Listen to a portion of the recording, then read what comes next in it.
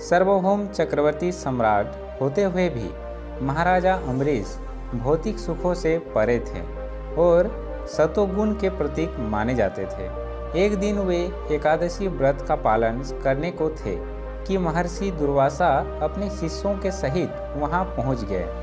अम्बरीश ने उनसे शिष्यों सहित भोजन ग्रहण करने का निमंत्रण दिया, जिसे दुर्वासा ने स्वीकार कर लिया। ठीक है राजन, हम सभी यमुना स्नान करने जाते हैं और उसके बाद प्रसाद ग्रहण करेंगे। महर्षि को लौटने में विलंब हो गया और अम्बरीश के व्रत पालन की घड़ी आ पहुंची। राजगुरु ने उन्हें परामर्श दिया कि आप तुलसी पत्ते के साथ जल पीकर पालन कर लें।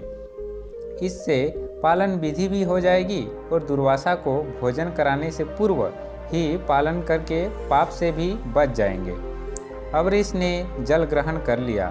दुर्वासा मुनि लौटे तो उन्होंने योगबल से राजन का पालन जान लिया और इसे अपना अपमान समझकर महर्षि ने क्रोधित होकर अपनी एक जटा नोची और अम्बरीश पर फेंक दी। वह कृत्या नामक राक्षसी बनकर राजन पर दौड़ी। भगवान विष्णु का सुदर्शन चक्र, जो राजा अम्बरीश की सुरक्षा के लिए वहां तैनात रहता था, दुर्वासा को मारने उसके पीछे दौड़ा। दुर्वासा ने इंद्र, ब्रह्मा और शिव की स्तुति कर उनकी शरण लेनी चाहिए, लेकिन सभी ने अपनी असमर्थता जताई। लाचार होकर वे शेषशायी विष्णु के शरण में गए, जिनका सुदर्शन चक्र अभी भी मुनि का पीछा कर रहा था। भगवान विष्णु ने भी यह कहकर विवशता जताई कि मैं तो स्वयं भक्तों के वश में हूँ। तुम्हें भक्त अम्बरीश की शरण में जाना चाहिए, जिसे निर्दोष होते हुए भी तुमने क्रोधवश प्रताड़ित किया है। हार कर क्रोधी दुर्वासा को राजा अम्बरीश की शरण में जाना पड़ा। राजा ने उनका चरण स्पर्श किया और सुदर्शन चक्र लौट गया।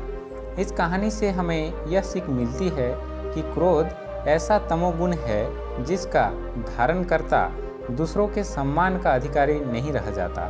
यहाँ तक कि भगवान भी उसे अपनी शरण नहीं देते। गीता में भी लिखा है, क्रोध से मोह उत्पन्न होता है और मोह से स्मरण शक्ति का विभ्रम हो जाता है।